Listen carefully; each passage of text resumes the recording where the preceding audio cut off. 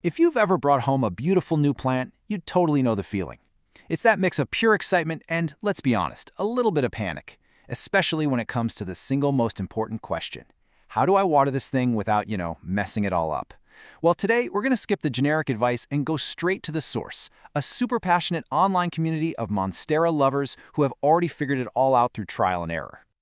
And it all kicks off with the simple, totally universal question from a Reddit user named Melanie_1325. I mean, this is the question every single new Monstera parent has frantically typed into a search bar at 2 in the morning. But see, she wasn't just looking for a simple answer. She was looking for some real wisdom. And this right here is the crucial point. Melanie already knew that a rigid once-a-week schedule is basically a myth. You've got soil, light, humidity, the size of the pot, all of these things completely change the equation. So the real goal isn't to follow some calendar, it's to learn how to read the plant's own signs. So how are we going to tap into this collective genius?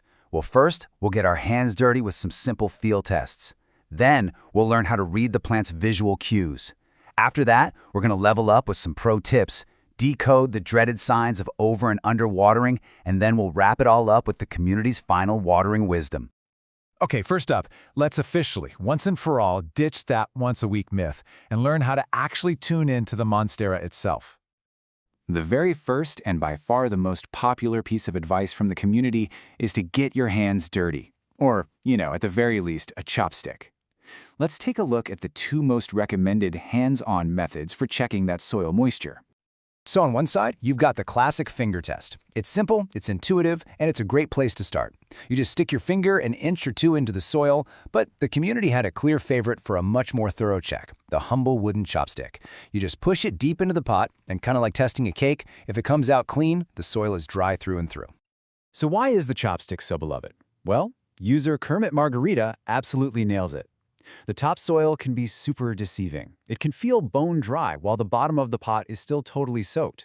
This leads to what another user called chronic wet feed, which is just a fast track to root rot, and that's when the roots literally start to decay from sitting in too much water.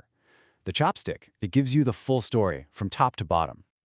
Okay, once you've mastered the field tests, it's time to learn your Monstera's language by, just looking at its leaves. According to users like Drinky the Bear and Sensitive Trash 3, these are the big telltale signs of a thirsty plant. The leaves will start to droop or look a little floppy. They might feel thinner or softer than usual and lose some of that vibrant shine. And a really obvious one is when you can see the soil physically pulling away from the sides of the pot. Okay, now for a super fascinating little biological detail that the community brought up. One user, just another algonaut, mentioned that they know it's time to water when their Monstera stops sweating. And this sweating is a real thing. It's a process called guttation. It's just how a perfectly hydrated plant gets rid of a little bit of excess water, usually overnight. And this comment just illustrates how common and surprising this can be. User Broken Adventurer literally thought their ceiling was leaking. It's such a relatable moment. Seeing these little droplets is actually a really good sign. It means your plant is well hydrated. So when they disappear for a few days, that might be your cue that it's time for a drink. So you've learned to feel the soil, you can read the leaves. What's next? All right, beyond the basic checks, the community shared some awesome pro tips and gear that can totally change your watering game. This first one is for those of you who want to develop a real sixth sense for your plants. User Fragidor V just skips the finger and chopstick tests completely and goes purely by the weight of the pot. By getting a feel for how heavy it is right after you water it, you can eventually just pick it up and know instantly when it's become light and dry enough for its next drink. But you know what the single biggest game changer mentioned in the thread was? Clear pots. As Cyan puts it, they are a total lifesaver. You can just forget about guessing what's going on under the soil. With a clear pot, you can see everything: root health, new growth, and most importantly, you can actually see the moisture levels all the way through the entire pot. This one tip sparked a whole side adventure, and it perfectly captures the community's passion. User Relative Occasion 83 went on this epic quest for the holy grail of pots.